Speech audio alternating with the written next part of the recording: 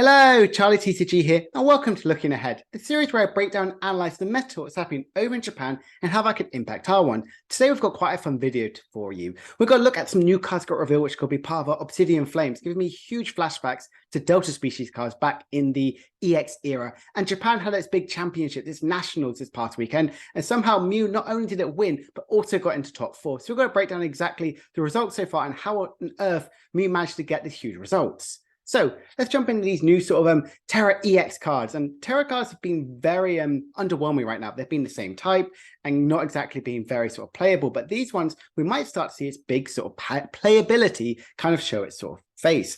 So if we look at Ice Cube EX, very sort of interesting with the fire type, but has water energies to attack with. It does 160 damage, you discard an energy, and the defending Pokemon can't attack next turn. This is an alright sort of card, but with the likes of Escape Rope and Jet Energy, I don't really see Ice Cube being too much of a big playable card. Tyranitar EX, I love that it's a lightning type, giving me huge flashbacks to Tyranitar EX way back in, I think, 2004 or 5 times, where there was a Delta species Tyranitar, which was lightning type, which was very, very competitive. This one just falls a little bit short. Not only does it have fighting attack, so it doesn't kind of get used to the Dark Tyranitar, which was printed in Paldean Evolve. Its attack is pretty powerful for only 2 energy, but it does only if any of your bench Pokemon has damage counters on it. This can work well with obviously like Galarian Mind and like the icy sort of forest, which got revealed in Paldean Evolve. And obviously with a Defiant Band and Choice Belt, you're doing 280 damage. It's a big magic number, but with the likes now of Tyranitar having 340, it's very unsure if this card will see any playability overall. That's my sort of thoughts on Tyranitar EX, but I'm sure someone might be cooking with a really cool idea. But unfortunately, Charizard EX is very, very good. It has an amazing ability where on your play from your hand to evolve this, you get to search your deck for 3 basic fire energies and attach them to any of your Pokemon you like. This is really good because you can team it up with Radiant Charizard, which means you don't need to worry about too much of its ability, have it flood with a lot of energies on there, and you can team up with Magma Basement once it gets knocked out. So very, very powerful. So you can immediately get Radiant Charizard attacking pretty much its earliest turn 2, even if you go first.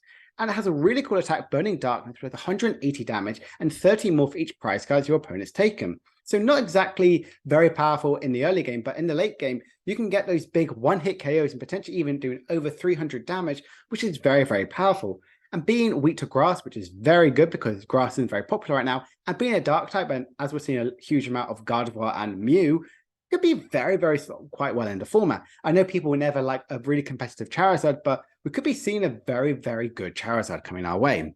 We did see a few other cards as well. We saw the Palafin, which got revealed obviously last week with the pre-release promos, which is very exciting. And it has a really cool attack, which does 210 damage for 2 water energy. And you can only do that damage if you move from the bench to the active spot.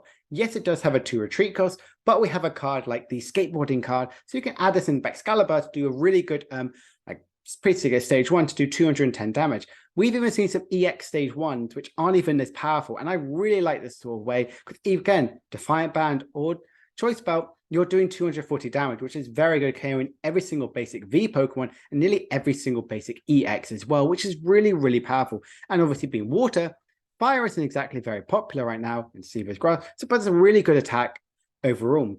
There were a couple other sort of other supporters which just get revealed, like the town map, but you draw 2. But I really like Letters of Encouragement. You can only play this card if one of your Pokemon was knocked out during your opponent's last turn. And if you do, search your deck for 3 basic energies, reveal them, and put to your hand, shuffle your deck afterwards. This can go well with likes of, I always think the Excalibur, She Empowered sort of list, because they're going to have their Pokemon which get knocked down quite a lot. And if they're worried too much about Path to the Peak, you can have this letter of endorsement to guarantee search your deck for 3 basic water energies, or like the cards like Masquerada or the likes of Inteleon and VMAX, you can use that to get that extra discard. But Poppy is another really cool supporter, which you get to move 2 energies from one of your Pokemon to another one. This is when I'm like, this is why I wish like Tyranitar EX had like darkness energies, because you could team up with Galarian Moltres and Dark Patch to move some energies that way to get powered up very quickly. But you can move special energies as well. So this is really, really good in the likes of some cards which might play Double Turbo or Lugia. So you can move around the energies as much as you please. So you can attach it to one and then move it to another. So for example, Reversal Energy, because it doesn't just need to be attached to your sort of your Lugias out there, you can move it to your Luxrays or potentially other evolved Pokemon later on in the the day. So I really like these some new cards. Very exciting to see how it's going to be. And it looks like it's going to be quite a big set as well. So I'm very excited to see these new cards getting revealed. And we're going to be discussing them as they go along. So those are some new cards, and let's look exactly about Japan Nationals, which happened. Again, we're unsure about exactly what the players are, but I'm sure I'm going to be covering exactly how many players there were and the sort of big meta for day 1 to day 2 the next couple of weeks when it really gets officially revealed. But I want to talk to you exactly about what the top decks are right now. So the results were very interesting.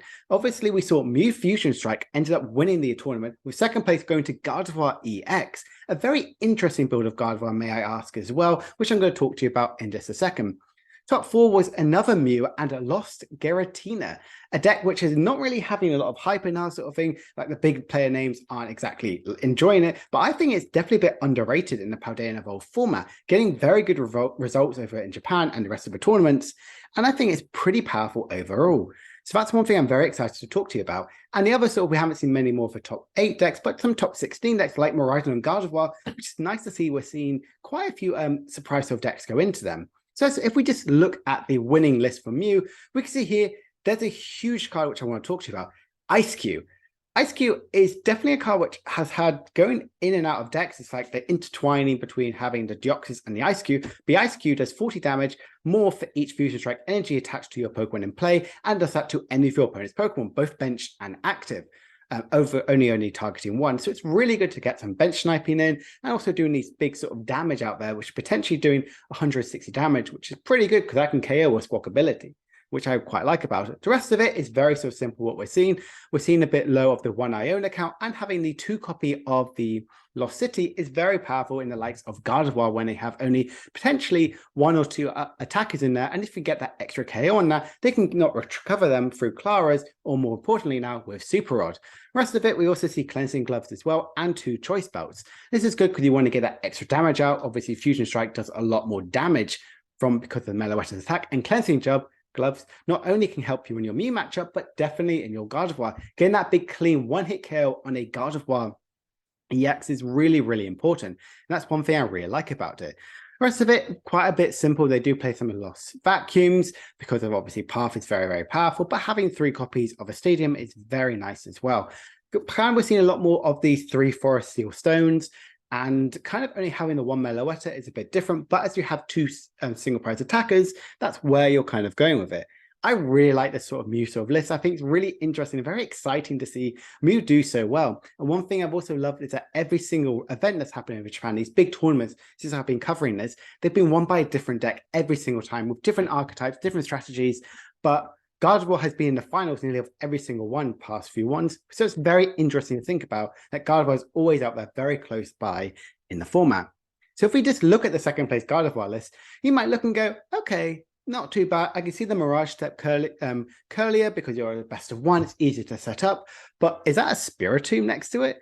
Yes, so we've seen a teched out Gardevoir with a Spiritomb to help with, it's really ironic, the Mew matchup, and it got beaten by a Mew deck. So that's something which is very interesting to think about. They even tried to tech against Mew, and the Spiritomb didn't exactly help. The other card as well, which is very interesting, which on this one, it doesn't have reversal energy. And no reversal energy is really, really detrimental because you need reversal energy so you can do those big so constantly attacks with the likes of Gardevoir.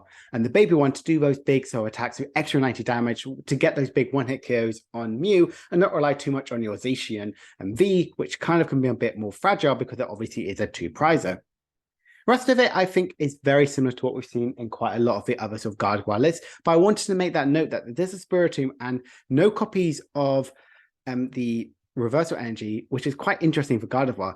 I do like the likes of Path to the Peak in this one to be quite helpful against some Mew matchups if they do have that set up, or potentially other sort of Gardevoir EXs to kind of help slow them down in a way, and Collapse Stadium to immediately get rid of some of your Pokemon so you don't rely on them too much when the Lost Boxes or matchup happens.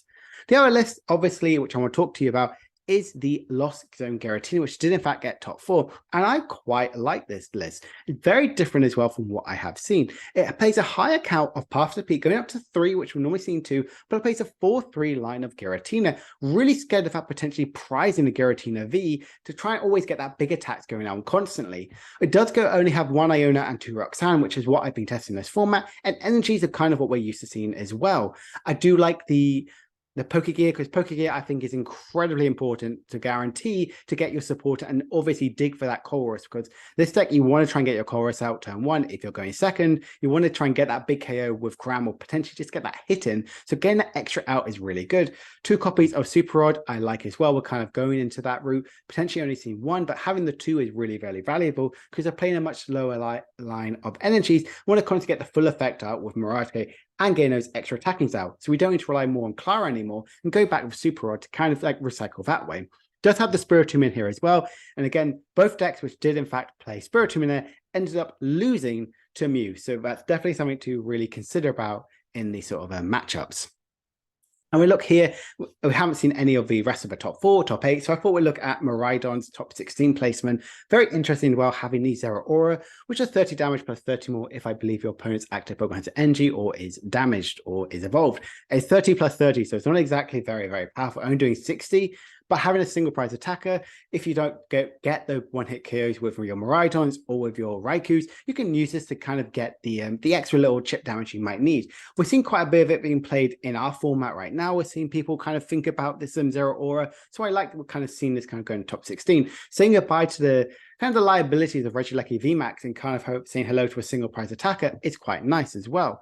And the rest of it, the supporter count is very disruptive. You're playing 3 copies of Iona, 2 copies of Judge, 3 copies of Boss, and 1 copy of Avery, focusing primarily on trying to disrupt your opponent's hand and also their bench, which I quite like about this. And not 1, not 2, not 3, but 4 copies of Paths to the Peak. Absolutely incredibly high numbers. This is really good, especially if you've got your board set out very early on. You're going to be super, super quick with your Miraidons.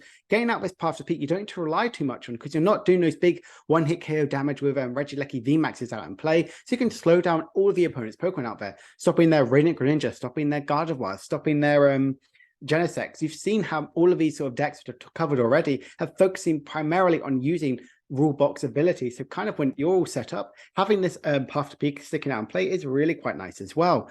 It also plays a Manaphy as well and the Sheeps. The Manaphy is in it definitely to protect the Sheeps from the likes of Greninja. Obviously not really going to help you in the Sableye sort of matchup, but also it's really helpful, especially if Kyogre's going rampant around there. So you're not going to have the very reliable, the easy Pokemon to get KO'd like Raichu, Raikou, and obviously Miraidon. So I really like this very interesting Miraidon top 16, something which I'm going to potentially play around with and probably talk to you a bit more about in the next coming weeks. I'm going to do some videos breaking down exactly what are the tops of decks from the tournaments as well, kind of seeing exactly where they could fit in our sort of meta. So I hope you guys enjoy that. And another Gardevoir top 16 list to kind of round up what we've kind of been seeing around here. And they do play a very interesting line. They only play 3 copies of Curlier, which I immediately went with, that is quite interesting. The best way to describe that. Focusing more on trying to get them out through rare candies and obviously Super Rod to try and keep the consistency going with Gardevoirs, because you always want to go, oh, I'm just going to go and rare candy one of my Gardevoirs out here. So in theory, you don't need to have that extra Curlier. But I always like playing 4 Curliers, purely if you're not playing the Mirage set one, or if you aren't playing that, it's good to have that consistency with draw, but they opted to go with a second Cresselia instead.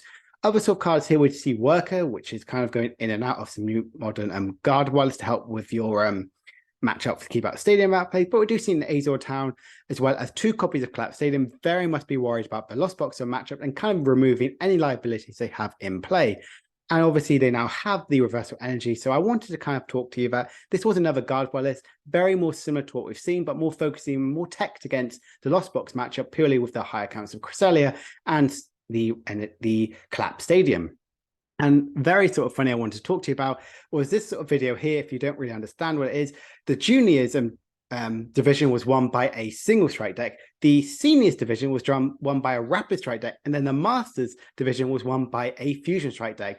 Really interesting, these gimmicks, which we saw back in the F block, I believe it is F block or DE. No, the E block sort of format, kind of having a resurgence and winning all of the finals in the Japan Championship. So I really like that. It's very exciting to see and quite fun that these gimmicks ended up winning these big tournaments over in Japan.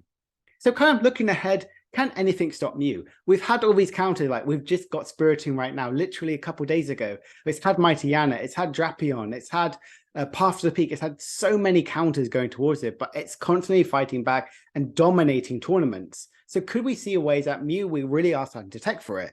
And 151 is going to be released very soon over for the competitive play in Japan, which I'm going to cover most likely in the next weeks or so, kind of seeing how they're going to be impacting the format. Could any of these cards actually make a dent into it? Would it be more like text or even some fun archetypes which go around, which I'm going to look into them definitely in the next coming weeks. And are we going to start adding these texts to Gardevior? We saw Spiritomb and a lot more of these collapsed stadiums going added to Gardevior AX.